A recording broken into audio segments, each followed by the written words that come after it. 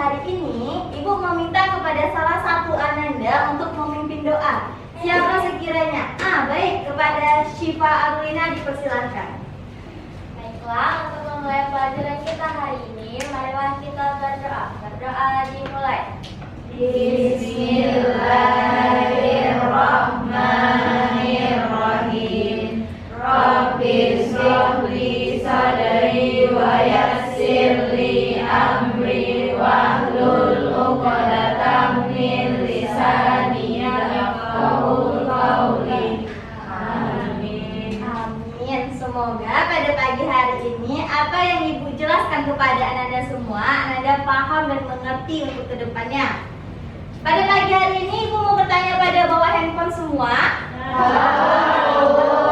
Siapa yang tidak membawa handphone? Tidak apa-apa. Ibu akan nge-share beberapa materi kita pada pagi hari ini ke grup. Nah, Anda semua boleh lihat yang Ibu kirim di grup. Yang tidak membawa apa ini Ibu menyediakan. Siapa lagi yang tidak membawa?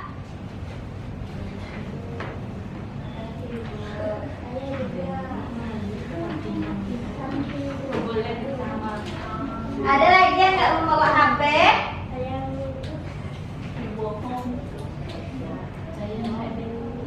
Nah, coba Anda lihat apa yang udah Ibu kirimkan di grup. Siapa yang tahu itu termasuk teks apa? Teks Masya Allah, pintar sekali ya anak Ibu semua. Ada yang tahu apa pengertian teks cerpen? cerita pendek, Bu. Ya, cerpen itu adalah cerita pendek. Nah, sebelum itu, tujuan pembelajaran kita pada pagi hari ini ada dua, yaitu siswa mampu mendefinisikan pengertian teks cerpen dengan benar. Yang kedua, siswa mampu mengidentifikasi unsur intrinsik cerpen. Ada berapa tujuan pembelajaran kita pada pagi hari ini? Ya, benar sekali. Yang pertama itu pengertian teks cerpen, dan yang kedua unsur intrinsik cerpen. Apakah kalian masih ingat apa yang dimaksud dengan cerpen? Cerita pendek. Masya Allah, pintar sekali anak ibu semua. Benar, cerpen atau cerita pendek adalah karya sastra berbentuk prosa yang menceritakan suatu kisah atau peristiwa dengan alur yang sederhana, padat, dan jelas. Cerpen umumnya memiliki jumlah kata yang terbatas, biasanya di bawah 10.000 kata, sehingga alurnya cenderung langsung pada inti cerita tanpa banyak pengembangan subplot atau karakter sampingan. Paham kan ya semua? Jadi secara ringkas, cerpen itu adalah sebuah karya sastra berbentuk prosa. Karya sastra itu karya yang dibentuk melalui jiwa sastra gitu, tulisan gitu. Nah, menceritakan suatu kisah peristiwa dengan alur yang sederhana, padat, dan jelas. Anda semua tahu novel? Tahu. Perbedaan novel dan cerpen itu sebenarnya di banyak kata. Cerpen biasanya di bawah 10.000 kata dan cenderung pada inti ceritanya saja. Sedangkan novel kan banyak, itu ada yang tebalnya segini, ada yang segini kan. Nah, secara ringkas cerpen itu adalah cerita pendek. Ceritanya hanya boleh di bawah 10.000 kata dan hanya inti pokok pada tokohnya hanya satu orang saja tanpa mengembang ceritanya. Nah, selanjutnya, menurut kalian apa saja unsur-unsur intrinsik dalam cerpen yang membuat cerita lebih menarik? Tema, apalagi? Tokoh. Tokoh, apalagi? Sudut pandang, apalagi? Latar.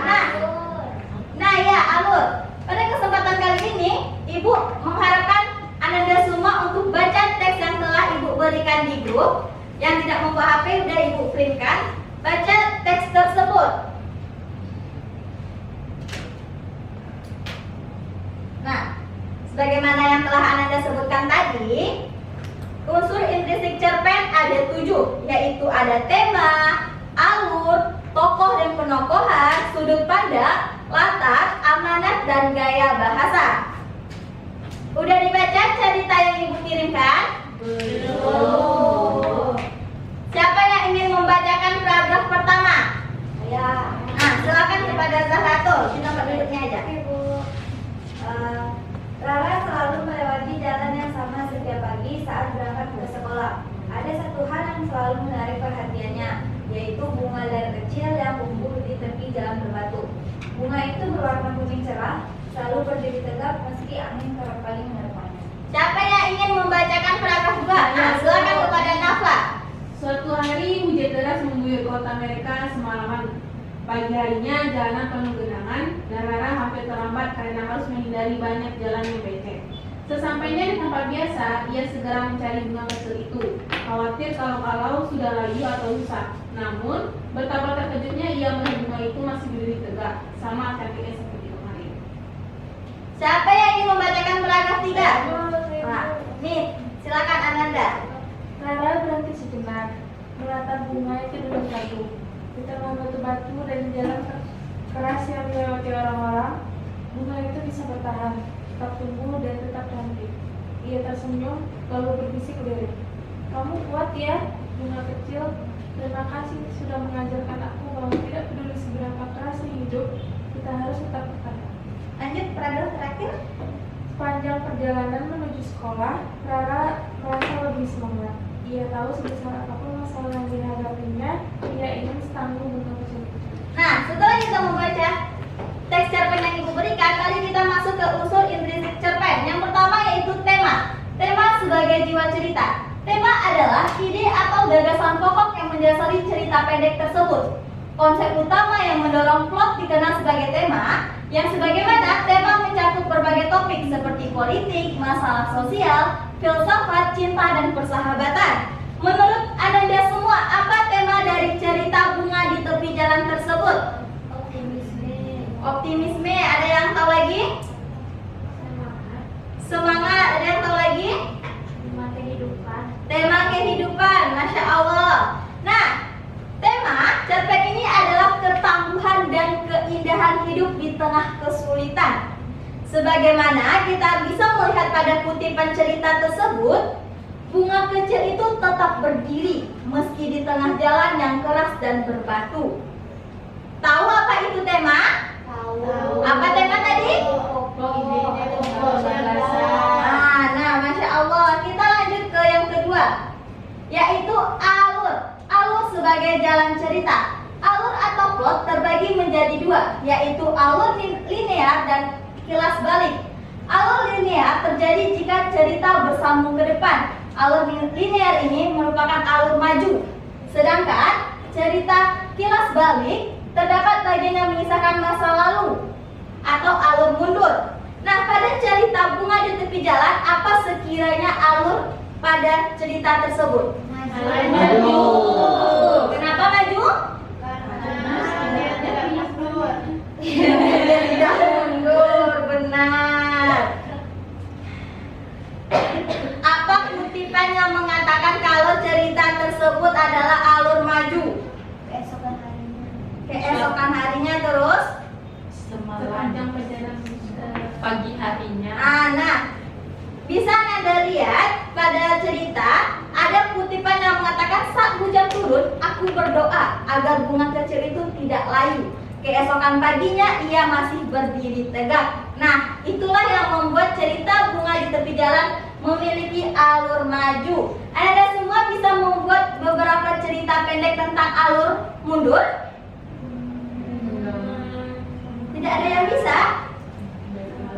Belum bisa. Berarti tugas minggu depan adalah menyediakan sebuah cerita yang memiliki alur mundur. Mengerti?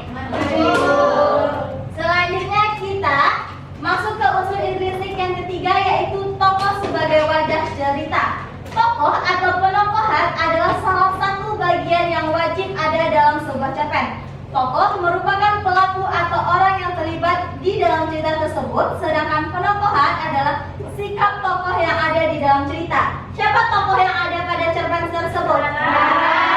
Bagaimana sikap tokoh tersebut? Tangguh, pantang menyerah. Semangat. Nah, benar sekali. Ada yang bisa memberikan kutipan terhadap tokoh dan penokohan pada cerita tersebut? Rara merasa lebih bersemangat. Nah, terus? Ia tahu sebesar apapun masalah yang dihadapinya yang ingin setangguh bunga kecil. Masya Allah, pintar-pintar anak ibu semua ternyata ya. Ya. Kita lanjut kepada yang selanjutnya, yaitu latar sebagai panggung cerita. Latar terbagi menjadi 3, yaitu latar suasana, latar tempat, dan latar waktu. Latar berfungsi lebih dari sekedar latar belakang. Itu juga dapat membangkitkan suasana hati tertentu dan memengaruhi perilaku karakter. Apa latar suasana pada cerita tersebut? Jalan. Latar suasana. Hujan deras mengguyur kota. Apa lagi?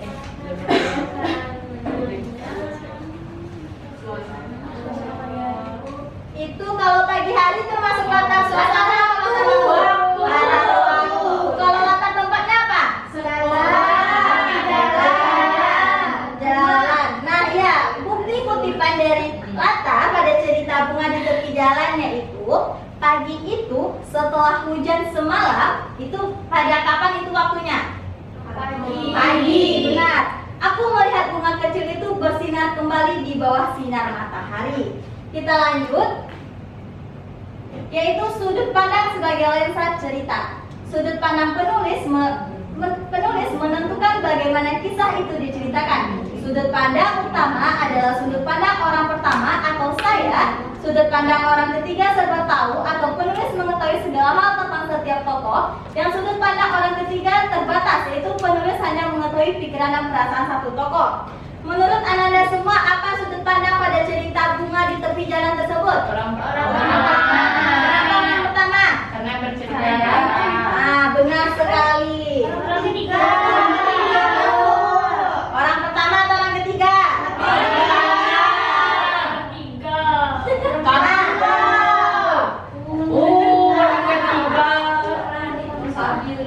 Cerita ini menggunakan cerita sudut pandang orang pertama.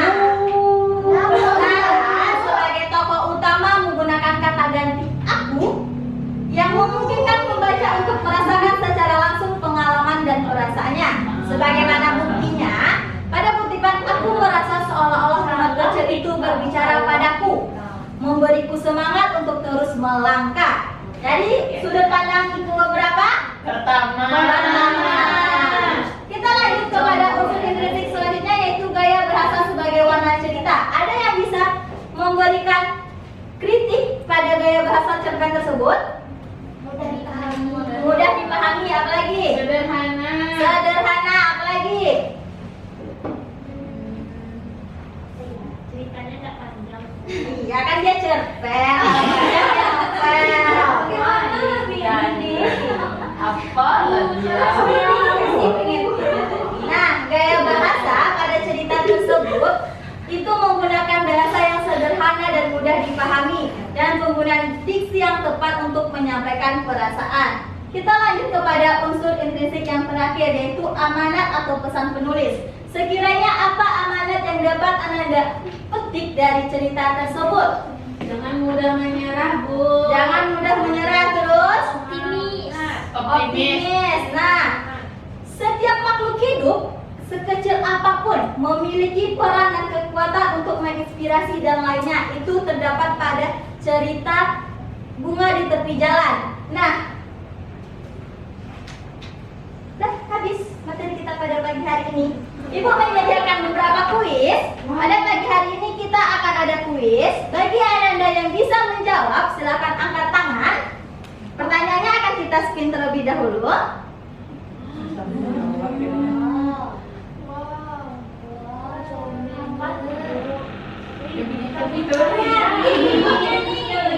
Pertanyaan yang pertama, Ibu sebutkan unsur. Pada pintar semua. Ulang lagi turun tangannya dulu. 1, 2, 3. Wah, Sabil, silakan Sabil. Unsur intrinsik cerpen Bunga di Tepi Jalan.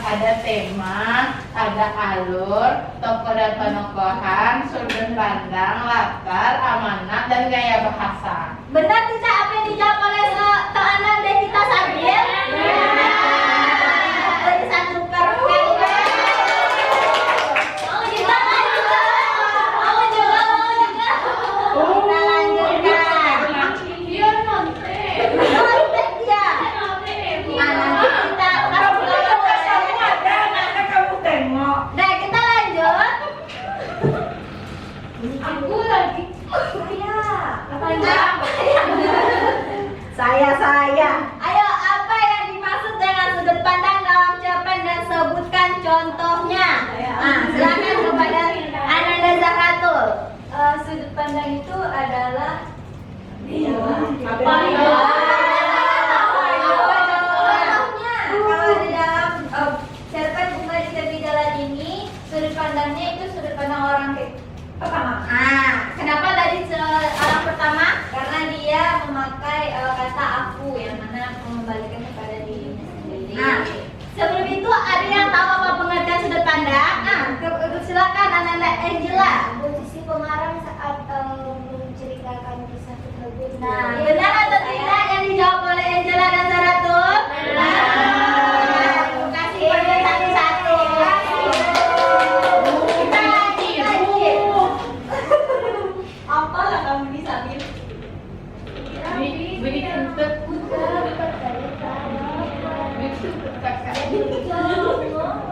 Yang keenam, apakah kalian pernah menulis cerpen?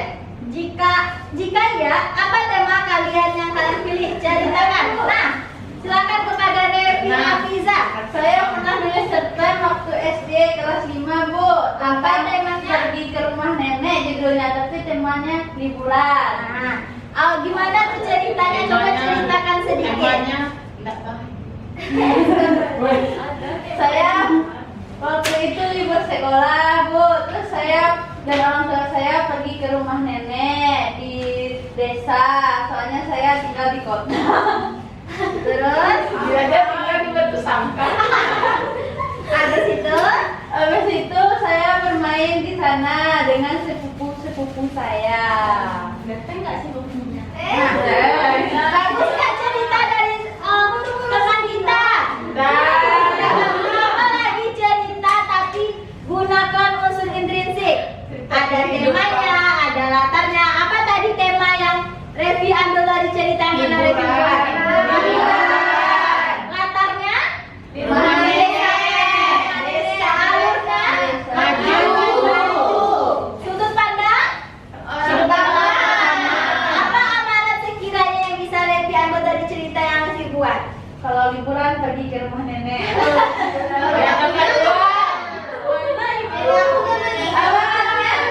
Sering saja mengunjungi orang tua kita, walaupun itu nenek. Nah, kita harus tetap menjalin tali silaturahmi.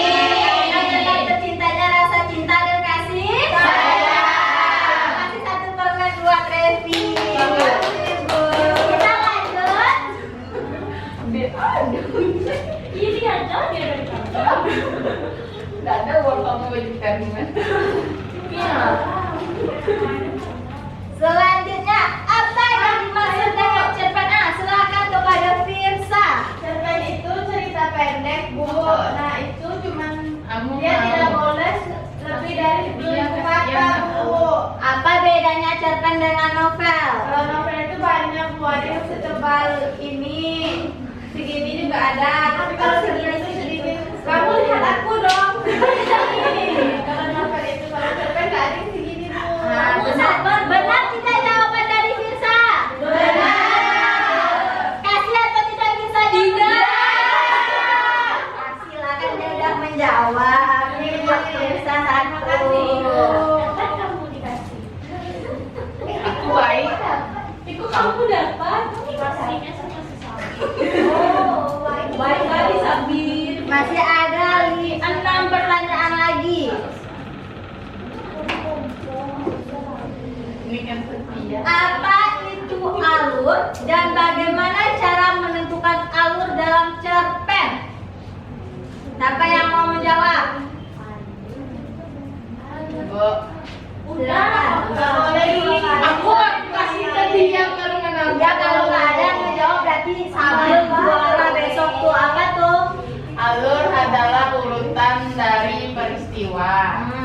diceritakan dalam cerpen tersebut. Bagaimana cara menentukan alur dalam cerpen? Yakni dengan melihat urutan peristiwa yang terjadi. Nah, kalau alur maju gimana? Berarti dia Mundur. tidak menceritakan masa lalu. Nah, benar. Kasih satu pernah lagi atau enggak? Dia sudah dapat. Dia berarti dia pintar ngejawab 2 kali. Dia baru. Aku pintar. Dia pintar itu lagi. Kita lanjut lagi. Apa itu? Yaitu apa itu amanat dalam cerpen? Jadi untuk amanat dalam cerpen itu adalah pesan yang ingin disampaikan dalam satu cerpen. Apa tadi amanat? Apa contohnya? Amanat dalam cerpen Ibu Bunga di Tepi Jalan itu janganlah menyerah. Kita harus tetap semangat menghadapi kehidupan ini. Nah, benar tidak jawabannya? Salah. Kalau salah apa jawabannya yang benar? Bukan aku yang ngomong salah. Kamu benar, ada benar tadi kata kamu. Terima kasih Bu. Kita lanjut, ada 4 pertanyaan lagi.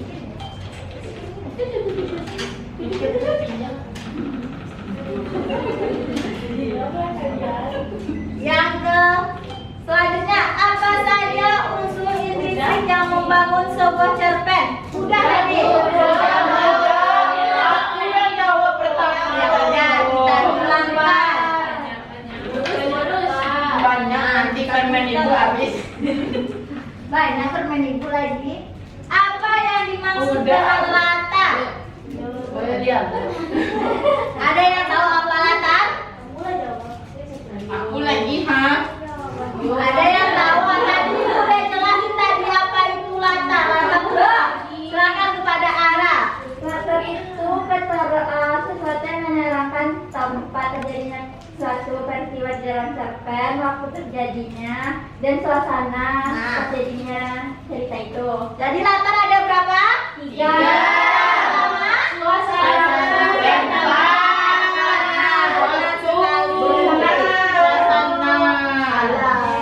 Aku lupa permen. Besok ibu ulangan aja, awas ya kalau nilainya nggak tuntas. Iya. Nih, 2 pertanyaan lagi. Aku, Bu. Berapakah jumlah maksimal sebuah cerpen? Nah, silakan kanan.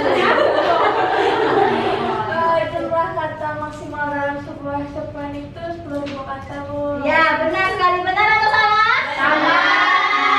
Apa jawaban yang benarnya? 1000. Masya Allah, pintar ya anak ibu bahasa Inggris ternyata. Nah, pertanyaan yang terakhir.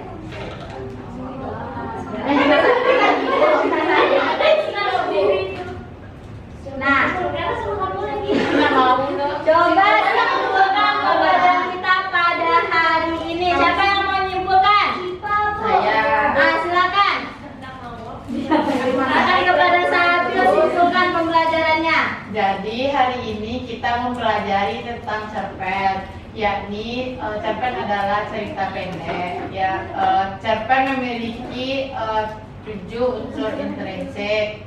Di antaranya ada tema, alur, latar, sudut pandang, gaya bahasa, dan juga amanat. Di dalam Belajar. Kita kasih Sabil 2 permen.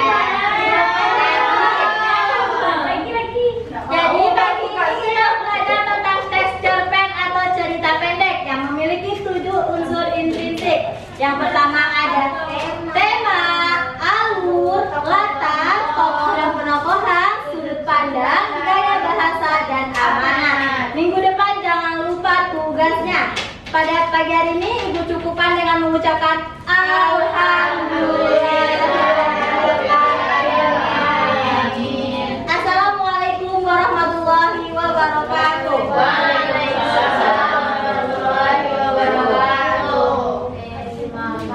Langsung dulu situ, langsung pertama. Aku dulu ya. Oke. Baik. Terima kasih kepada Elvira. Di sini saya akan sebagai pengamat pertama Terus lah. Lanjut.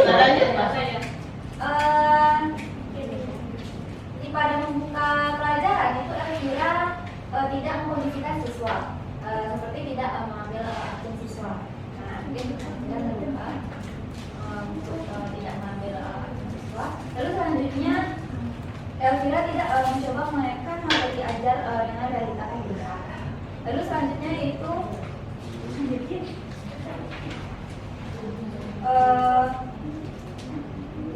tetapi plusnya Elvira mengaplikasikan ide baru dengan menggunakan tanya jawab yang berbantuan dengan aplikasi yang menarik untuk anak-anak. Terima kasih. Ini saya dari pengamat kedua. Terima kasih pada Elvira yang sudah menampilkan penampilan bentuk dengan baik. Mungkin yang akan saya paling terlihat sekali ketika itu untuk merangkum inti pokok pembelajaran, karena Elvira mungkin meminta anak murid yang untuk merangkum. Saya rasa itu terlalu setidaknya juga ada dari guru untuk merangkum kembali, karena bisa jadi murid itu juga ada salah mungkin dalam menyampaikan.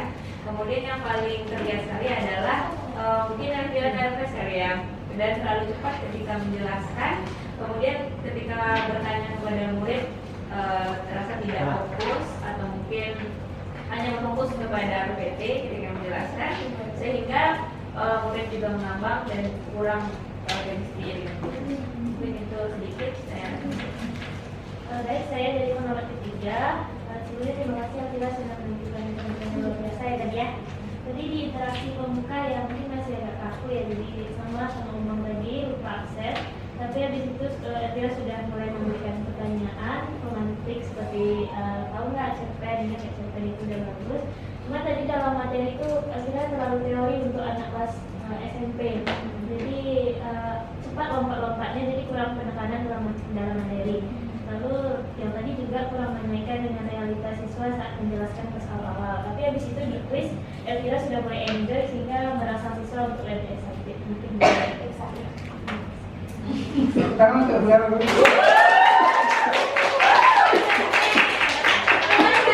Saya masih paham. untungnya banyak kok. Ini sama lah gitu. Bisa diserahkan dapat di soal luar. Nah jadi waktu dia tampil itu cukup lama ya, 25 menit. Tidak apa lah. Nanti ada lama ya. Oke, tadi kalau mau putar seperti kita bermain. Oke. Iya. Nah, kasihlah orang yang minta. Ya Allah. Aku. Langsung Pak. Belum lagi, belum. Hah? Langsung. Oh, sambil lagi. Iya Pak. Kasih. Bapak enggak akan menyampaikan apa Kak? Nanti ya. Nanti ada banyak. Langsung ada. Itu terusnya jalan dulu ya. Ya. Itu jangan buka. Masa sih? Mungkin